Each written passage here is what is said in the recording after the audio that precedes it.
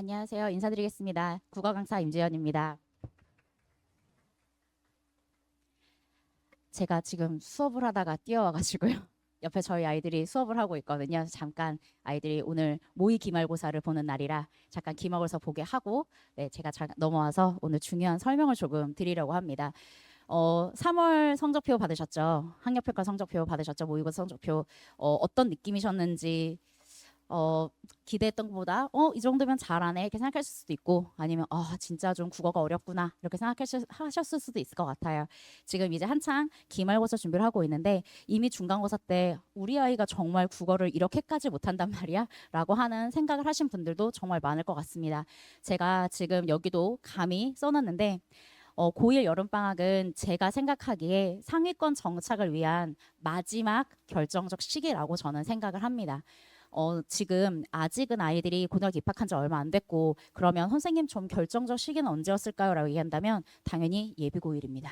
예비고1은 정말 중요한 시기고 예비고1에 어떻게 공부하는지에 따라서 3월 모의고사 성적 그리고 중간고사 성적, 기말고사 성적이 다 달라지게 됩니다. 그런데 지금 아이들이 학교에 입학해서 이미 3월 모의고사도 봤고요. 그리고 중간고사도 봤는데 이제 기말고사를 앞두고 이 여름방학을 어떻게 보내는지에 따라서 앞으로의 국어 공부 어떻게 진행해야 되고 내가 성적이 잘 나올 수 있을지 잘 못 나오는지를 결정하는 중요한 시기라고 저는 생각을 합니다.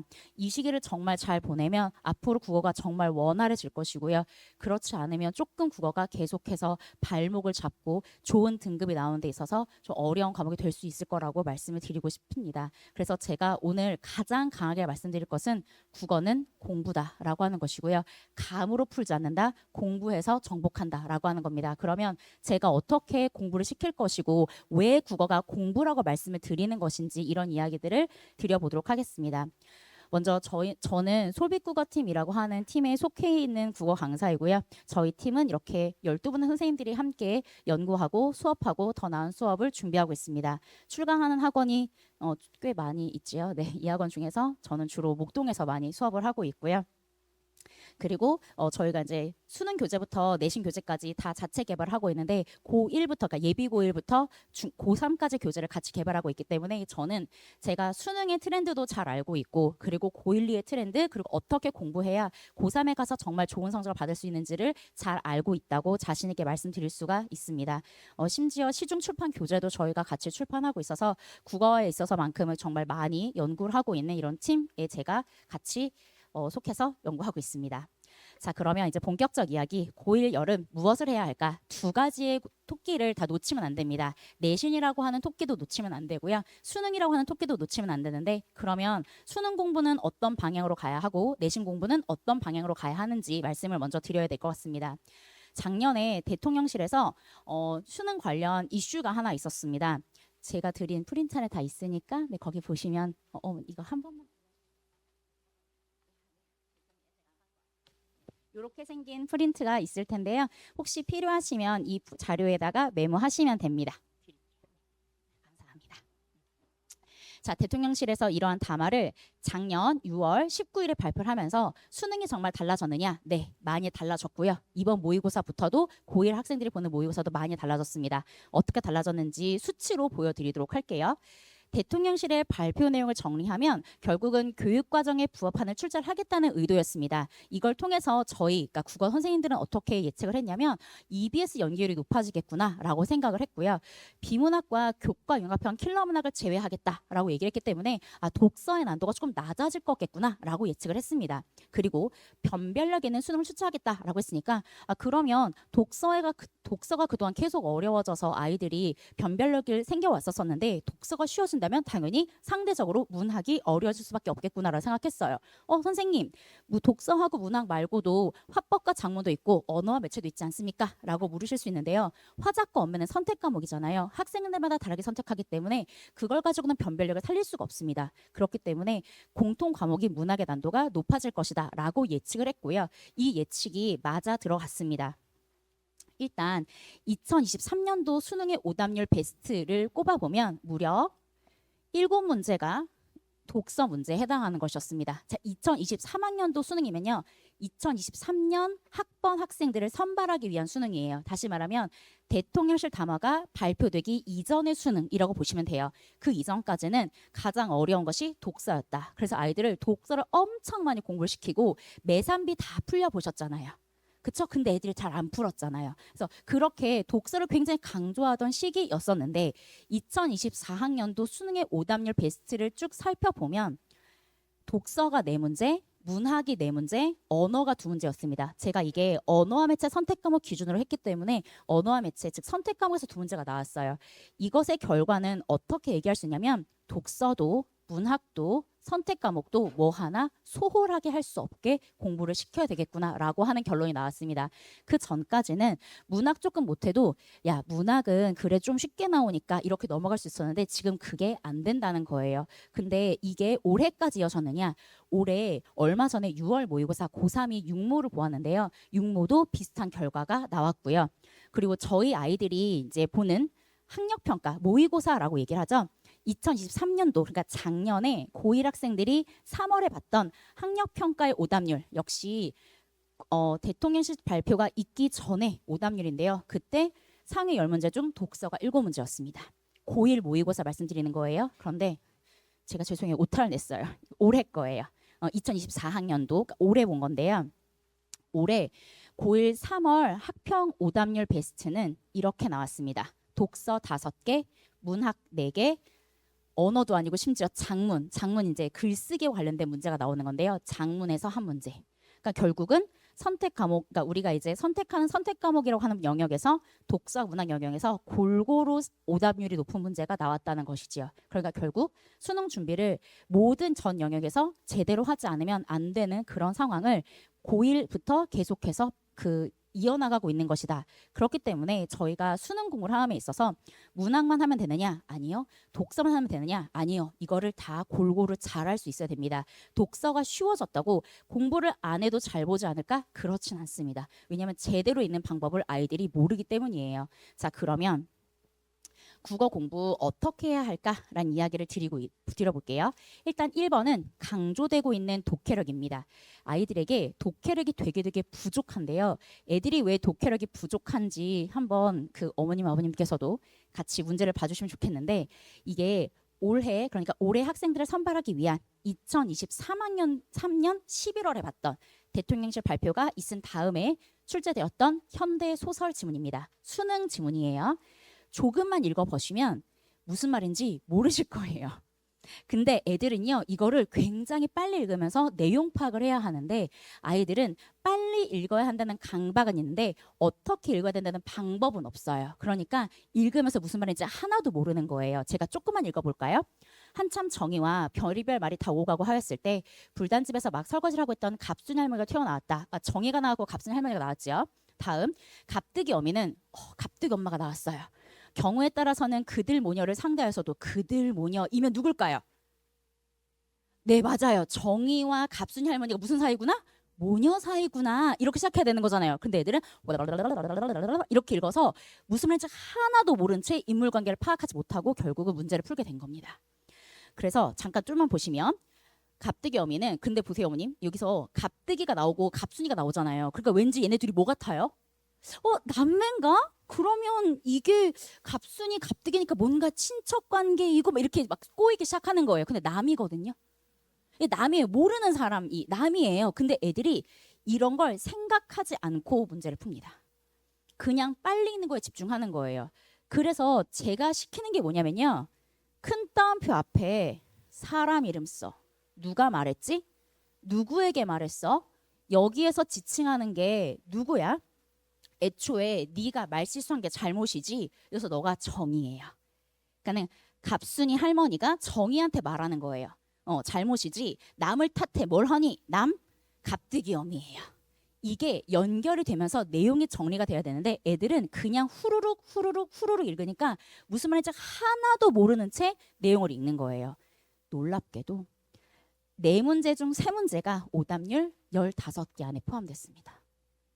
여기 문제가 4개가 나왔거든요. 4개 중에 3개를 애들이 틀린 거예요. 얼마나 심각한지 아시겠죠? 그래서 이번에 문학이 되게 어려웠다는 얘기가 여기서 나오게 된 겁니다. 현대소설은요, 지금까지 단 한 번도 어려운 적이 없었던 지문이었어요. 그런데 너무 어렵게 나온 거죠. 내용 파악을 아예 못한 채 문제를 풀었던 친구들이 정말 많이 있었습니다. 그런데 제가 아까 말씀드렸죠. 읽기 방법이 잘못됐다고요. 앞에 누가 말하는지 파악해야 됐었고, 누가 누구에게 말하는지, 지칭한 사람이 누구인지, 인물들 간의 관계가 무엇인지가 파악이 돼야 되는데 그런 생각을 전혀 하지 않고 아이들이 읽은 겁니다. 심지어 아이들은 인물관계어도 잘 몰라요. 예를 들면 동서라고 하는 말이 되게 많이 나와요. 동서지간에. 동서가 뭘까? 그러면 이게 인간관계어라는 것도 모르는 친구들 정말 많습니다. 근데 사실 저희가 동서가 있으신가요?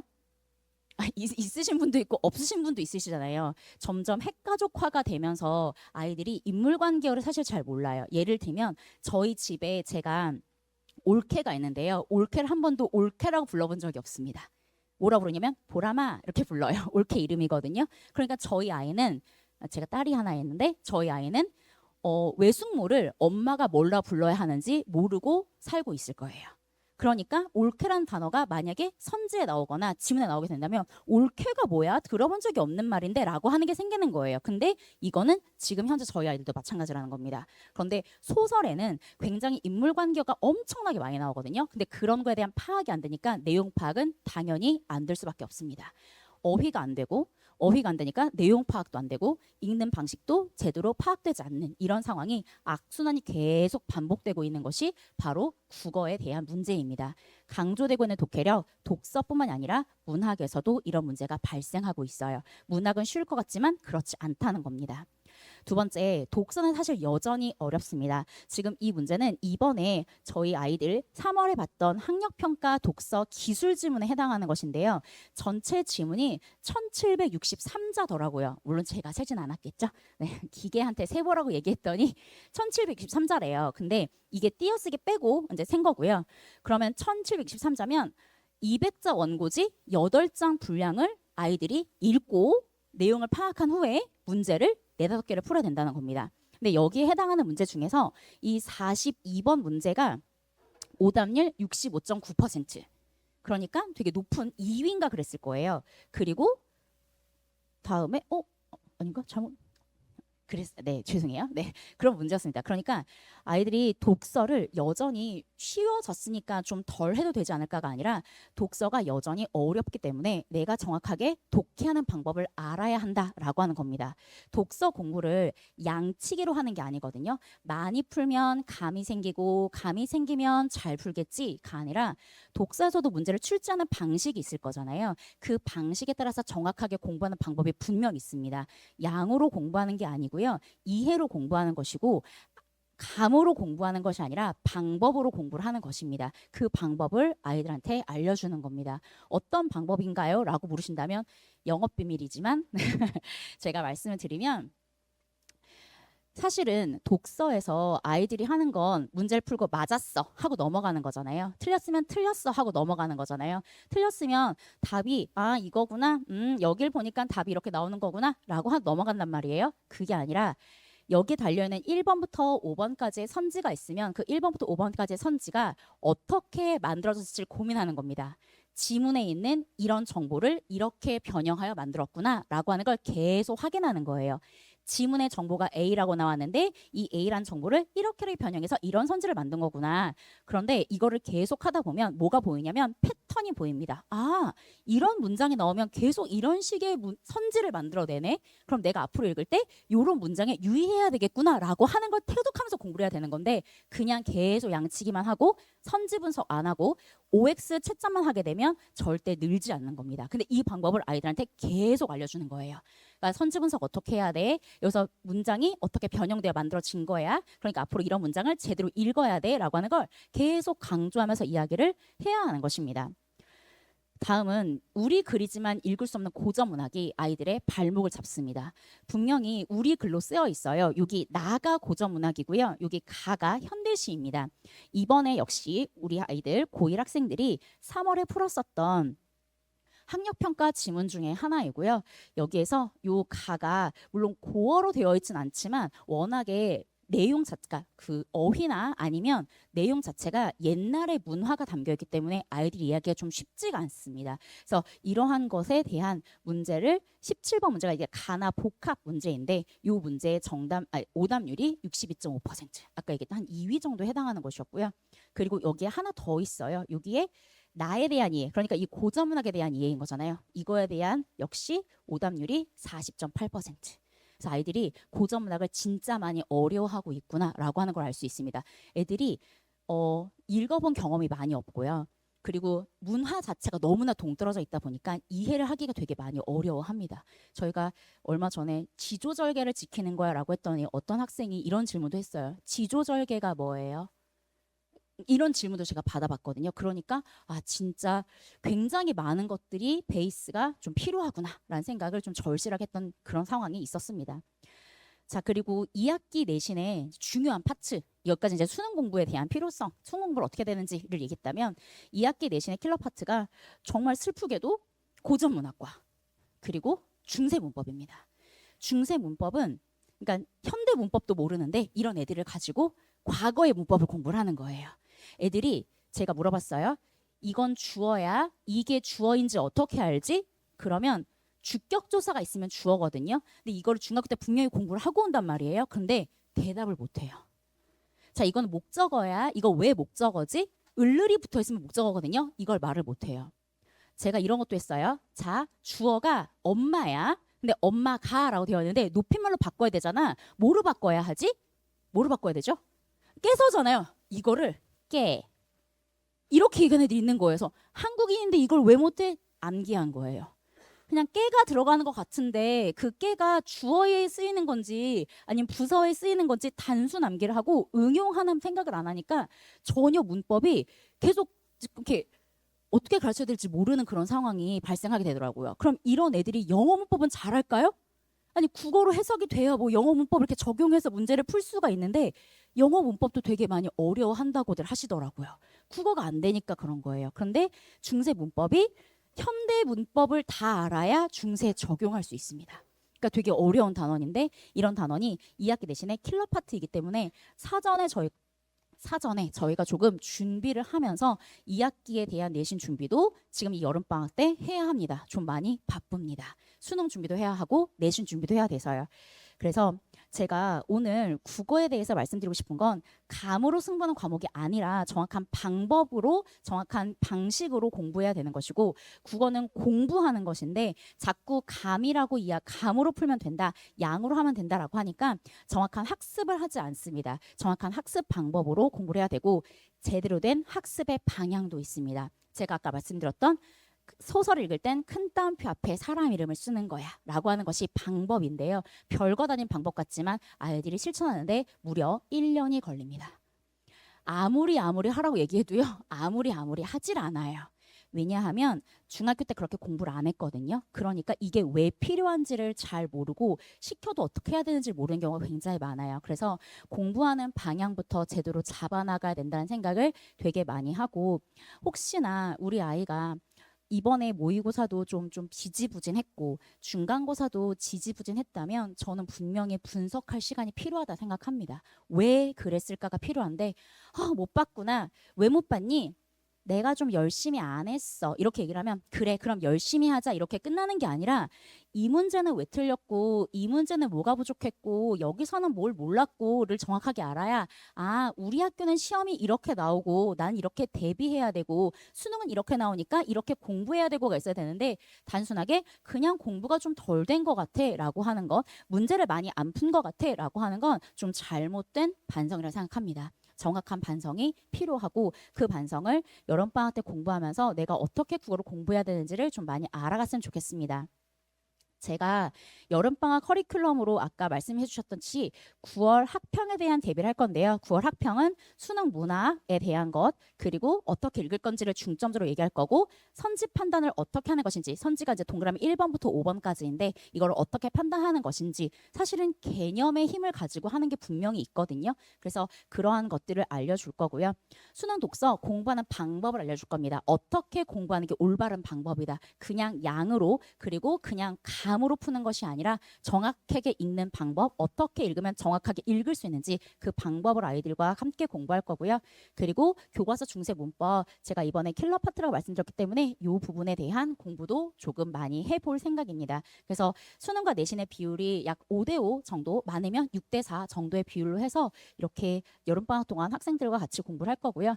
저희 교재를 보시면 자체 제작 교재가 나오는데 일단 그 수능문학과 독서 9월 학평 대비하는 그런 부분이 나와 있을 거고요. 중세문법 2학기 내신 대비하는 이런 부분이 교재에 실려 있을 예정입니다.